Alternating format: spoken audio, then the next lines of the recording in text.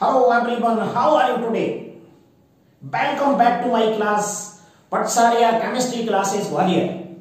Today we are going to discuss on lecture number 6, part 3. In this lecture we will discuss about comparison of basicity of arylamine and alkylamine. This lecture is very important for those students who are preparing for G or NEET with academic.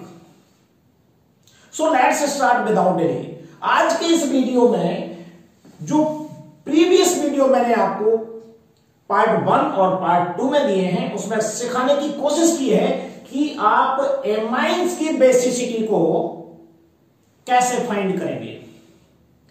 ये session अभी जारी है और इसे part 3 में मैं फिर कुछ और भी क्लियर करने की कोशिश कर रहा हूं. और इसमें मैंने केवल क्या लिया है, एराइलामाइन और एल्काइलामाइन, इन दोनों का कंपैरिजन करते हैं कि इनमें बेसिसिटी में किसकी बेसिसिटी ज्यादा है और क्यों. तो बहुत इंपॉर्टेंट क्वेश्चन है. इसकी एक एक स्टेप आपको सिखाऊंगा. वैसे तो बहुत सिंपल है, आपको 1 मिनट में सिखा दूंगा, लेकिन इसका कंप्लीट पार्ट देखने की कोशिश कीजिए कि रियल में बेसिसिटी पे कौन कौन से फैक्टर काम करते हैं.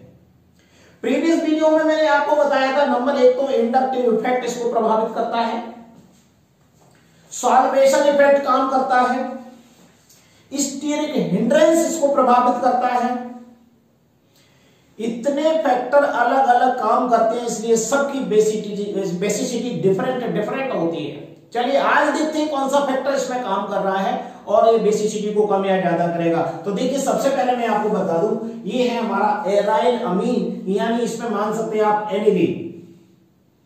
सबसे पहले हम एनिलीन में जानते हैं कि इसकी बेसिसिटी एल्काइल अमीन से कम होती है या ज्यादा होती है और क्यों होती है. तो देखिए मैं आपको एक एग्जांपल बता रहा हूं. ये है हमारा, यहां ध्यान से देखिएगा, एक स्ट्रक्चर बना रहा हूं. इन स्ट्रक्चर्स को समझना आपके लिए बहुत जरूरी है. ये मैंने एक बेंजीन रिंग बनाई. इस बेंजीन रिंग में यहां पर NH2 अटैच है, यहां पर एक लोन पेयर है. ये है हमारा एराइल अमाइन यानी एनिलीन. सिंपल. इस एनिलीन में आप क्या देखेंगे कि जो लोन पेयर है, ये तो सभी जानते हैं कि लोन पेयर की वजह से बेसिसिटी है, यानी इलेक्ट्रॉन डेंसिटी नाइट्रोजन पर जब इंक्रीज होती है तो ये बेसिक कैरेक्टर भी इंक्रीज होता है. तो इसमें जो NH2 आप देख रहे हैं, ये NH2 में प्लस M इफेक्ट पाया जाता है. और आप जो ये देख रहे हैं बेंजीन रिंग, ये माइनस I इफेक्ट पाया जाता है. ये दो बातें आपको पहले याद रखना है कि इसमें कौन सा प्रभाव है. बेंजीन रिंग यानी phenyl group electron withdrawing nature represent करता है और NH2 यहां पर प्लस M यानी निजोमेरिक इफेक्ट रिप्रेजेंट करता है.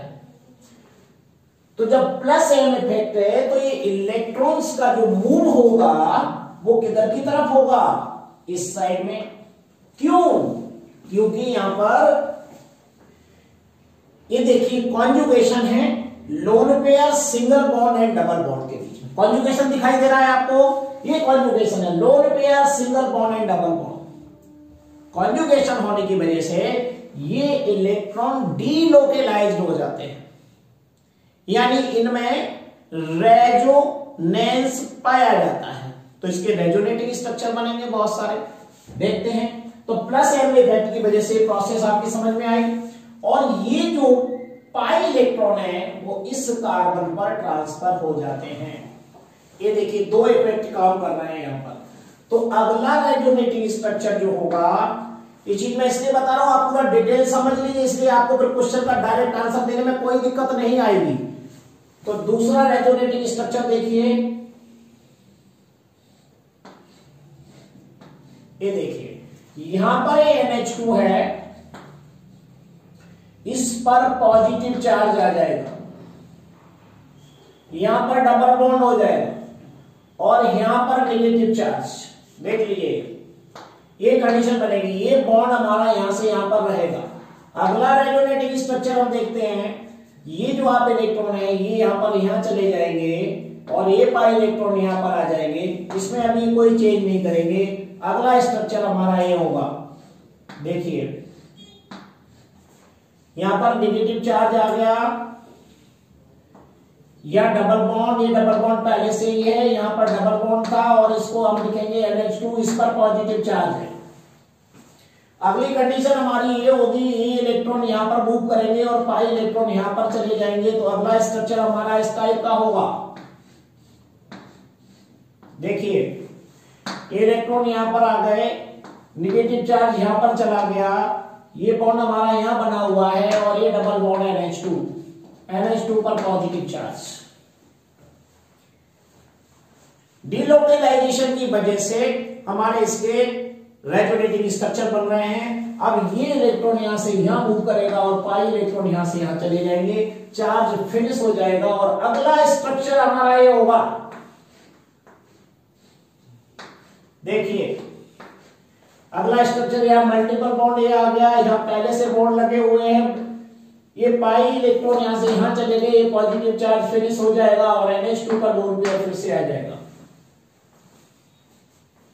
ये है हमारा डीलोकेलाइजेशन और डीलोकेलाइजेशन की वजह से रेजोनेटिंग स्ट्रक्चर का बनना। तो हमारे इस पार्ट से नंबर 1 तो हम क्या सीखे कि एनिलीन के हमें रेजोनेटिंग स्ट्रक्चर बनाना आया। दूसरा ये हमें पता लगा कि नाइट्रोजन की जो इलेक्ट्रॉन है जिसकी वजह से बेसिसिटी होती है, ये डीलोकेलाइज हो गए तो ये बेसिसिटी को कम करेंगे। जहां भी डीलोकेलाइज इलेक्ट्रॉन हो जाते हैं तो वहां पर बेसिसिटी कम हो जाती है। तो अब देखिए अगर इसके मैं हाइब्रिड स्ट्रक्चर बनाऊं तो देखिए ये बनेगा। ये तो ये वाली बात आपको समझ में आ गई कि ये कैसे हो रहा है। इसके 2 हाइब्रिड स्ट्रक्चर बन रहे हैं, ये देखिए ये रहा हमारा एनिलीन NH2, ठीक है। अब इसकी बेसिसिटी किस वजह से होती है ये समझ लीजिए। अगर मैं इसकी प्रोटोनेशन करूं यानी किसी मिनरल एसिड से रिएक्शन कराऊं तो इसका प्रोटोनेशन है, ये प्रोटॉन मैंने किसी मिनरल एसिड से लिया है तो ये किससे, ये इलेक्ट्रॉन शेयर करेगा इस प्रोटॉन से और इसके साथ में ये जुड़ जाएगा। तो ऐसी कंडीशन में क्या करेंगे अपन, एरो कैसे दिखाते हैं, यहां पर थोड़ी जगह कम है तो मैं इसे डॉटेड लाइन द्वारा आपको ऐसे दिखा देता हूं, ऐसे ओके। ये स्ट्रक्चर बनेगा, देखिए ये NH2 से जुड़ेगा तो H पॉजिटिव क्या हो जाएगा, NH3 पॉजिटिव। ये एनिलीनियम आयन बन जाता है, बेसिसिटी इसी की वजह से होती है। लेकिन आप देख रहे हैं कि जो एनिलीनियम आयन है तो ये 2 स्ट्रक्चर जो आप देख रहे हैं इसी का हाइब्रिड होगा, इसे रेजोनेंस हाइब्रिड बोलते हैं। देखिए एक तो ये है, दूसरा ये वाला बॉन्ड अगर मैं यहां से लगा दूं तो ये बनेगा, यहां भी हम क्या लिखेंगे NH3। या तो ये करेगा प्रोटोनेशन या फिर ये करेगा प्रोटोनेशन, 2 कंडीशन हमारी बनती है, इसे बोलते हैं रेजोनेंस हाइब्रिड। रेजोनेंस हाइब्रिड, ये रेजोनेंस हाइब्रिड। इसकी वजह से भी बेसिसिटी कम हो जाती है क्योंकि प्रोटोनेशन के लिए हमारे पास केवल ये 2 स्ट्रक्चर बचते हैं। 3 स्ट्रक्चर जो ये है इन पर पॉजिटिव चार्ज आ जाता है और ये पॉजिटिव चार्ज प्रोटॉन को रिपेल करते हैं, इससे हमारी बेसिसिटी कम हो जाती है। तो मेन रीजन निकल के क्या आया कि एनिलीनियम आयन जो है इसकी बेसिसिटी यानी जो सॉल्ट बन रहा है इसकी बेसिसिटी कम होगी। क्यों? क्योंकि ये 2 ही स्ट्रक्चर इसमें पार्टिसिपेट कर रहे हैं क्योंकि इनके पास लोन पेयर है। दूसरों 3 के पास क्या स्थिति है, पॉजिटिव चार्ज है और पॉजिटिव चार्ज प्रोटॉन को हमेशा रिपेल करते हैं, राइट। एक तो इसका ये रीजन है कि जो एनिलीन होता है उसकी बेसिक नेचर एल्काइल अमीन की अपेक्षा कम होता है। तो एल्काइल अमीन में ऐसा क्या होता है उसको भी समझ लीजिए। देखिए मान लीजिए मैं यहां लिखूं R सिंगल बॉन्ड NH2, इसको समझ लीजिए। R में क्या होता है, R में प्लस आई इफेक्ट है, इस पर लोन पेयर है, तो ये क्या करेगा, इलेक्ट्रॉन को NH2 की तरफ रिपेल करेगा इसे, तो यहां पर इलेक्ट्रॉन डेंसिटी इंक्रीज हो जाएगी। दूसरा, ये लोकेलाइज्ड इलेक्ट्रॉन है, इसमें किसी टाइप का कोई भी डीलोकेलाइजेशन नहीं है क्योंकि कॉन्जुगेशन नहीं है, तो यहां पर इलेक्ट्रॉन डेंसिटी बढ़ेगी, तो ये तो प्रोटोनेशन के लिए ये इलेक्ट्रॉन अवेलेबल रहेंगे। अगर हम AR की बात करें, यानी इसकी बात करें AR NH2, यहां भी लोन पेयर है, यहां भी लोन पेयर है, लेकिन NH2 में क्या होता है, प्लस एम इफेक्ट, इसलिए इलेक्ट्रॉन इस साइड को मूव करते हैं। दूसरा, यहां पर इसका जो नेचर होता है माइनस आई इफेक्ट, यानी इलेक्ट्रॉन विड्रॉइंग नेचर होगा, तो इन इलेक्ट्रॉन को इसकी ओर मूव कर रहे हैं बाइंडिंग रिंग की ओर, तो यहां पर ये डीलोकेलाइज्ड हो गया। आप देखिए यहां पर माइनस आई इफेक्ट है, सॉरी ये प्लस आई इफेक्ट है आर का, और यहां पर देखिए इसका कौन सा इफेक्ट है, प्लस एम इफेक्ट, और यहां पर माइनस आई इफेक्ट, ये दो काम करते हैं।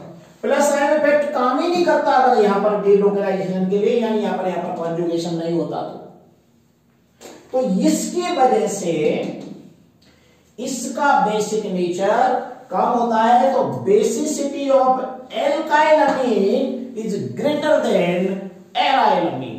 ये दो रीजन आपके सामने निकल के आए। आपको बात समझ में आ रही है कि aryl amine is less basic than alkyl amine due to plus I effect of R. Clear? यहां पर ये बात अपोजिट हो जाती है, तो आपको एक तो ये याद रखना है, लोकेलाइज्ड इलेक्ट्रॉन और डीलोकेलाइज्ड इलेक्ट्रॉन, इसकी वजह से इसकी बेसिसिटी कम हो जाती है। इसके आधार पर आप बहुत सारे दूसरे इफेक्ट मिलते हैं। एल्काइल अमीन के साथ में कुछ आपको एराइल अमीन जोड़ा जाता है, तो आप एराइल अमीन की बेसिसिटी को कम दिखाएंगे। ओके, तो ये क्वेश्चन आपकी समझ में आ गया होगा। आपको रेजोनेटिंग स्ट्रक्चर बनाना भी आ गया, इसमें किस तरीके से प्रोटोनेशन होता है और प्रोटोनेशन कम हो रहा है, कितने स्ट्रक्चर्स में हो रहा है, ये आपको समझ में आ गया। फिर एल्काइल और एराइल में इस स्टेप को भी समझ लो डायरेक्ट में, इसे देख के भी बता सकते हो कि कहां पर डीलोकेलाइज और कहां पर लोकेलाइज्ड इलेक्ट्रॉन है। So thank you very much. Next video will be continue. अगर आपको वीडियो अच्छा लगे तो please like share and subscribe जरूर कीजिए।